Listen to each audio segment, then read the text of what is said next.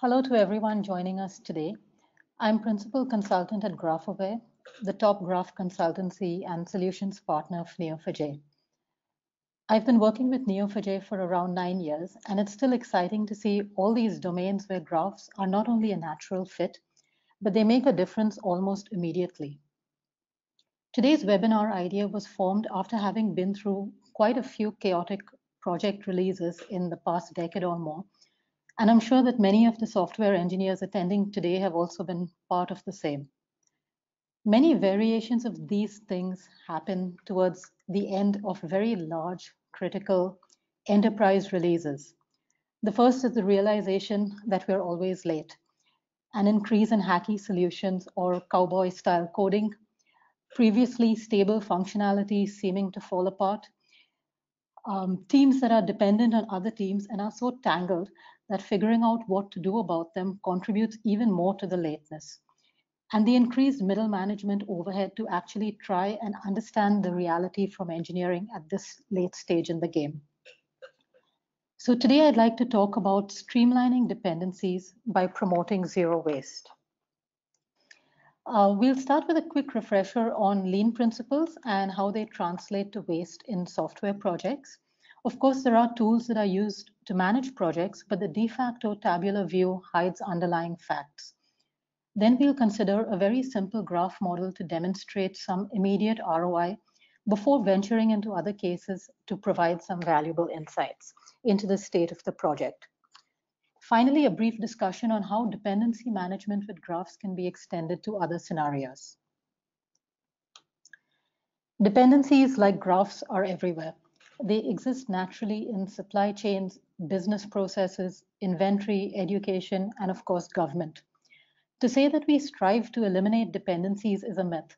Dependencies are a part of life, and very few goals are achieved in a vacuum. However, unwieldy, long dependency chains can be streamlined, resulting in positive collaboration, efficiency, and a reduction in friction. So lean principles are actually derived from the Japanese manufacturing industry. And it talks about systematic waste minimization without sacrificing productivity.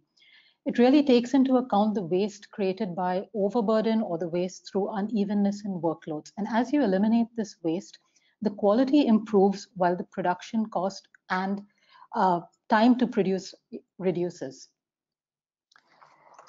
The second approach to lean management is promoted by Toyota, and it's called the Toyota Way. The focus is really on improving the flow or the smoothness of work. And we'll talk about some of these Toyota specific waste in today's session. So there are really three M's of waste. And when Japanese companies talk about these waste, they talk of these three: Mura, Muda, and Muri. And while most are familiar with 7 or sometimes 8 or 9 wastes of Muda, Muri and Mura are really attributed to the Toyota way, and they're less frequently discussed. So what are these three M's? The first category really talks about activities or processes that do not add value. They're a physical waste of time, resources, or money, and they're caused by waiting or overproduction or defects. The second category of waste is unevenness or inconsistency, and the failure to smooth these puts unfair demands on processes and people. And finally, the last type of waste is overburden and causes unnecessary stress to people and processes and results in indirect costs. So this is a broad categorization that started off in manufacturing, but they can be equally applied to software development as well. Now, when we talk about waste in IT, there are a couple of wastes that are most applicable, and I have some examples of what they are. The first is defects. Apart from defects that manifest due to well-known reasons such as requirement clarity or engineering gaps, defects contribute to waste when they're caused by unnecessary activities such as cowboy coding or application changes or hacks done at crunch time or sometimes even directly in production. The byproduct of this waste is increased cost and poor service levels. Overproduction is also a waste. Churning out low-value features instead of focusing on other areas result in the classic misalignment between business and IT. and increased management costs around low impact features. An example of excess motion is repetitive firefighting instead of identifying problem areas to address.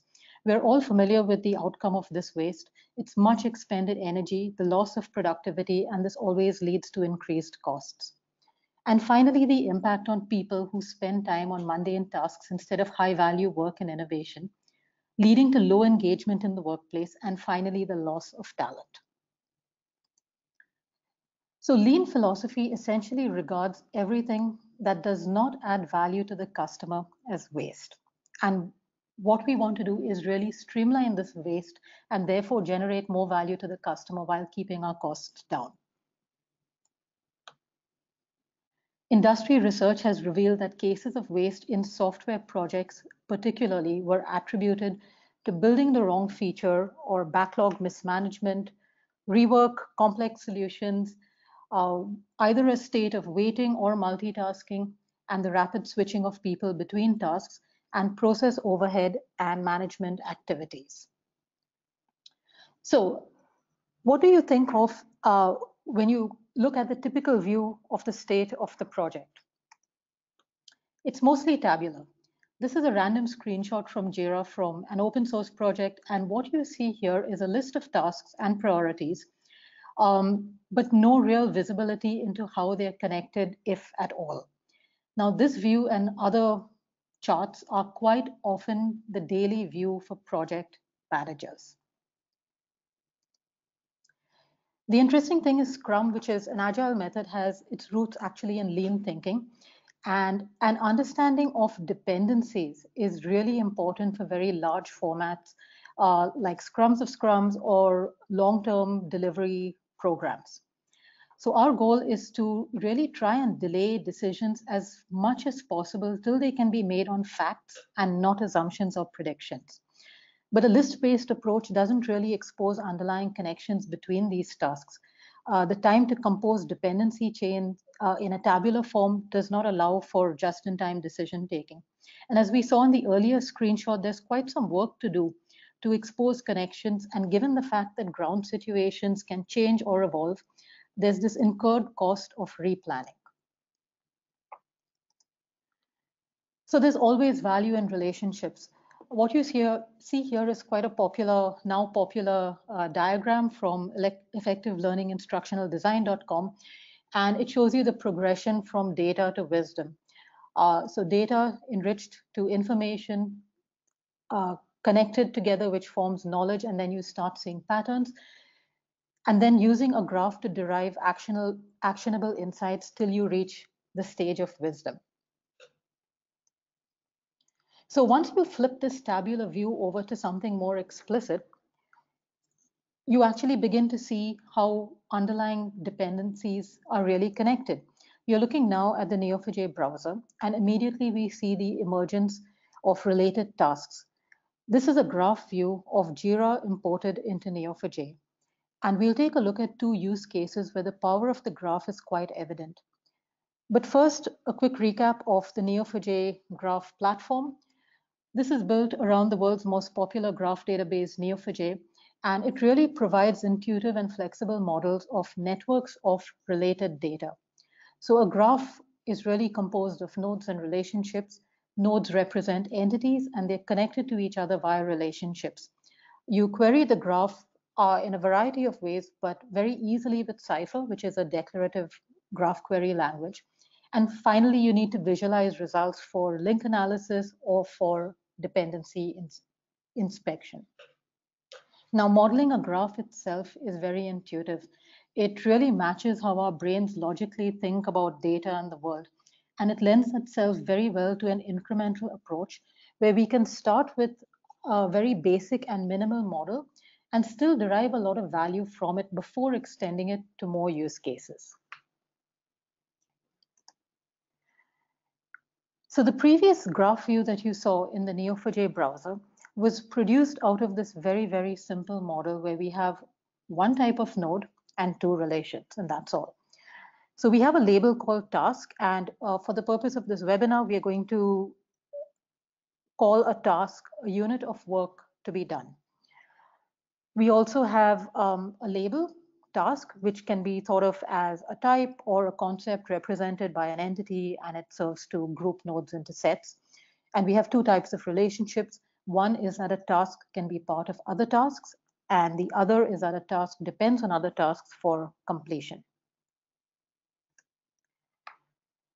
So now we're going to look at finding dependency chains, and we are looking for dependency chains with at least one task that's not complete, so open or in progress in Jira terminology. So this is a simple query to show you all tasks that form part of a dependency chain. And as you can see, the query is extremely readable. We are looking for at least one in the chain which have status of open or in progress. So let's get a better view of these tasks in this set by listing the name of the task and the length of the path.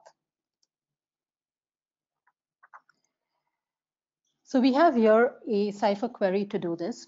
And Cypher is, of course, the declarative graph query language. And here we've written a query to match all tasks that depend on other tasks to any depth, making sure that at least one task in this path is open or in progress. And we simply extract the task names from it and calculate the length of the path. Now, Neo4j, being a native graph database, traverses paths very efficiently. And what you see here is a very natural fit for a graph database. So we start to see quite a few chains of length 4.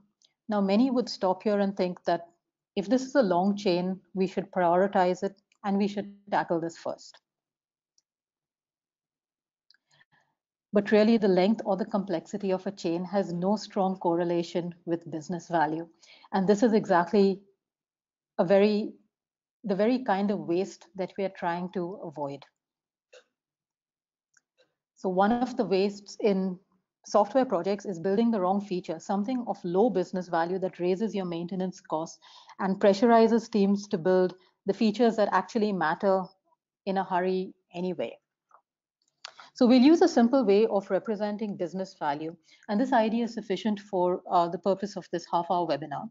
We'll set a property called value on every task node, modeling it as a simple number, which represents the business value on a scale of 1 to 10. So you can see here that there's a task with value 8. It represents something of high value to the customer, and then a not so important task of value 2. So now let's do another attempt to reduce the Muda by tweaking our Cypher query to return business value instead of path length. So some of the chains that we saw earlier, the long chains, aren't that important after all. There's more value in some of the shorter chains than the longer ones. And these are really the ones to focus on. The inverse also applies for those with a tendency to pick tasks with few or no dependencies, or what is commonly called the low-hanging fruit at crunch time. It's best to determine the value of these tasks first so as not to generate waste and pay the price later. So let's now incrementally extend our model to do a bit of impact evaluation. The only change we're going to make is to have tasks belong to components or functional areas.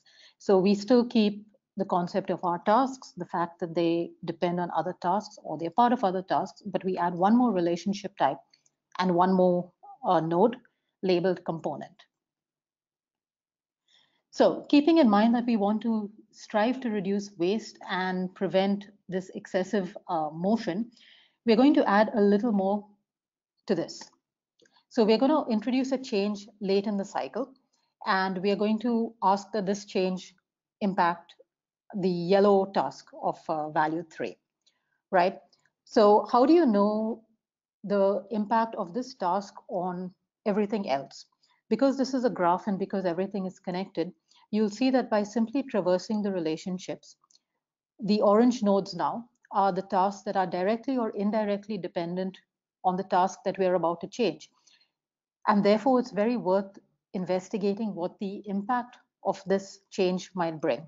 And not only tasks, you can traverse one level further, and you can also figure out what are the components that get affected, what are the areas that get affected. So it need not be standalone tasks, but also functional areas that could be impacted adversely, perhaps, by changing things midway. Also important is the state of the task. So it's one thing to make changes to tasks which impact other tasks that have not yet started. And it's completely another thing to make changes which impact tasks that are already complete. When work is complete, it presents a whole other set of challenges. This mostly generates the wastes of rework. Rework in terms of development, rework in terms of quality cycles, and so on. Let's extend the model one more level. So over time, your project does not remain static. You don't always just have a set of tasks to be done. You have defects that start to be raised across various releases. You also have new features to be built. So in many cases, your waste is generated by constantly choosing to do new features, which perhaps might not be that high value, instead of refactoring other areas to address technical debt. So let's start off with this view of our model, which is what you've seen before. You have tasks and they have components. We're going to now ask that new features be developed. These are 2 new tasks with a certain business value on them. And since this software project is in production, you start to gather bugs. You can see how easy it is to extend your model. We've added bugs and we've added releases. And the beauty of Neo4j is it's quite flexible. So you can attach a bug directly to a task if you know that the bug was produced out of the work done by this task. Or you may attach a bug to a component if it's something that spans a general area. And of course, bugs are found in releases. So when you look at this picture, you now start to see that there are quite a few bugs around this task in the center, found in not only one release, but across multiple releases. And over time, this has a cumulative effect and cost. On the other hand, you have two new tasks to develop. So what do you do first? Assuming if you have infinite time and infinite people, you can do everything, but this is never the case. So how do you decide what to do at the time you need to do it with limited people and time? You start looking at the value of the task and you start traversing your graph to find out the overall value of both these areas of your project. So when you look at the task which has a lot of bugs, you see that it's actually part of a very high value task, a task which is important to your customer. Whereas the new tasks are of course nice to have. It's always good to have new features, but they are of considerably lower value. So now how do you prioritize what work should be done? Do you do the new task and do you incur the cost of even more bug fixing or even more hot fixing or panic cycles during the life of your project? Or do you decide to put the 2 low value tasks to the side, maybe come back to it later and start focusing on an area that really needs a closer look? So we blur out the 2 tasks, put them on the side, and the task that we actually want to do is the task that has a lot of bugs. And this really addresses the wastes of firefighting and rework. So I hope this has demonstrated the value of the graph in supporting decision making and deriving insights to reduce waste and be leaner. But this isn't where we stop. We can add people, their teams, skills, experience, and then use this to effectively analyze or plan task distribution, and especially the formation of squads. This has benefits not only from the project management perspective, but also addresses the people management aspect. We can branch out into impact analysis or of potential delays or risks to your projects. Many a time we fail to recognize and act on recurring patterns simply because they are not explicit. Some of these patterns point to systemic issues such as the formation of cliques, single points of failure, too fine or too coarse-grained tasks, too many moving parts. But once detected, action can be taken to improve these. Concurrency planning or parallelism is also an interesting area that can be explored. So, as we said earlier, dependencies exist in many domains: government, supply chain, inventory, education, even economy or biology. In fact, the last 2 are very interesting, and 7vortex, one of our clients, uses Neo4j for just this. The beauty of Neo4j is its simplicity. You can start today, you can import your dependencies into Neo4j, explore them visually, and you'll be surprised at how many ideas pop into your head as you do so.